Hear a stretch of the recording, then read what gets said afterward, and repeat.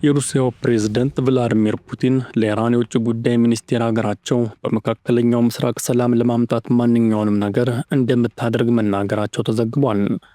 ፕሬዝዳንት ቭላዲሚር ፑቲን ከኢራን የውጭ ጉዳይ ሚኒስቴር አባስ አራግቺ ጋር በሴንት ፒተርስበርግ ተገናኝተው ተወያይተዋል። በውይይታቸው ወቅት የሩሲያው ፕሬዝዳንት ለቴህራኑ የውጭ ጉዳይ ሚኒስቴር የኢራን ህዝቦች ለሉዓላዊነታቸው በድፍረት መታገላቸውን መናገራቸውን የሩሲያው ብሔራዊ ዜና ወኪል የሆነው ታዘግቧል። ታሳክሎም ፑቲን ኢራን ይህንን አስቸጋሪ ጊዜ ካለፈች በኋላ ሰላም እንደምትፈልግ ያላቸውን ተስፋ መግለጣቸውን ጠቅሷል። የዜና ኤጀንሲው ፑቲን ለኢራን የውጭ ጉዳይ ሚኒስቴር አራግቺ ሩሲያ በመካከለኛው ምስራቅ በተቻለ ፍጥነት ሰላም ለማምጣት ማንኛውንም ነገር እንደምታደርግ መናገራቸውንም ጨምሮ ዘግቧል። የኢራን የውጭ ጉዳይ ሚኒስቴር በበኩላቸው በሞስኮና በቴህራን መካከል ያለው ግንኙነት እየተጠናከረ የሚሄድ ስትራቴጂካዊ አጋርነት መሆኑን መናገራቸው ተዘግቧል። የሩሲያውን ፕሬዝዳንት ለማነጋገር ወደ ሞስኮ የተጓዙ የኢራን ልዑካን ቡድን ውስጥ ምክትል የውጭ ጉዳይ ሚኒስቴር ካዚም ጋሪባባዲና በሞስኮ የኢራን አምባሳደር ካዚም ጃላሊ ይገኙበታል። የክሬምሊን ቃል አቀባይ ዲሚትሪ ፔስኮቭ ሩሲያ ቴህራንና ዋሽንግተን በሚያደርጉት ቀጣይ ድርድሮች በሁለቱም ወገኖች ተቀባይነት ያለው የማደራደር አገልግሎት ለማቅረብ ዝግጁ መሆኗን ተናግረዋል። የተረጋገጠ ሰላም በዘላቂነት የሚቆይና ወደ ግጭት ዳግም መመለስ የሌለበት ሰላምን ለማረጋገጥ ማንኛውንም ነገር ለማድረግ ዝግጁ ነን ሲሉ መናገራቸውን መገናኛ ብዙሃኑ ዘግበዋል።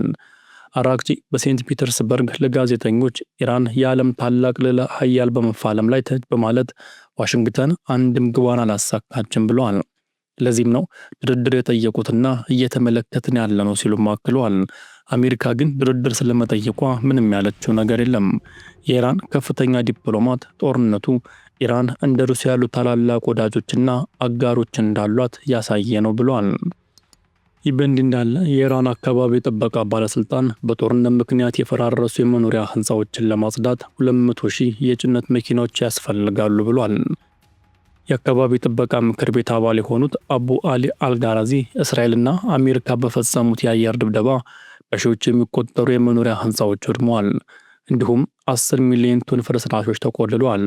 በተጨማሪም ይህንን ፍርስራሽ ለማንሳት ወደ 200,000 የጭነት መኪናዎች እንፈልጋለን ሲሉም ተናግረዋል።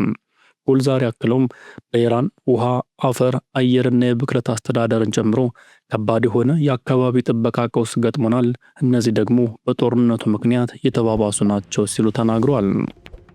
ሌላው የተሰማው ዜና የኢራን የውጭ ጉዳይ ሚኒስቴር ወደ ሩሲያ ከማምራታቸው በፊት እሁድ ዕለት ኦማን ደርሰው ከሀገሪቱ መሪና ውጭ ጉዳይ ሚኒስቴር ጋር መወያየታቸው ታውቋል። የኦማን የውጭ ጉዳይ ሚኒስቴር ባድር አቡል ሳዲ በኤክስ ገጻቸው ላይ ከአባስ አራግቺ ጋር በሆርሙዝ ወሽመጥ ዙሪያ ጥሩ ውይይት ማድረጋቸውን ተናግረዋል። አክለውም ሁለቱ የውጭ ጉዳይ ሚኒስትሮች በወሽመጡ ላይ ለዓለም አቀፉ ማህበረሰብ ስለሚኖር የጋራ ኃላፊነት እንዲሁም ለረጅም ጊዜ መንቀሳቀሻ አጥተው ለተቀመጡ ባህርተኞች ስለሚያስፈልግ አስቸኳይ የሰብአዊ እርዳታ መናገራቸውን አስታውቀዋል። የኢራን ከፍተኛ ዲፕሎማት ኦማን በክብር ተቀብላ ስላስተናገደችኝ በማለት አመስግነዋል። አራግቺ በማህበራዊ ሚዲያ ለጥፋቸው ላይ ንግግራቸው ቁልፍ በሆነው የሆርሙዝ ወሽመጥ የመርከቦች እንቅስቃሴ ደህንነቱ የተጠበቀ እንዲሆን መነጋገራቸውን ተናግረዋል።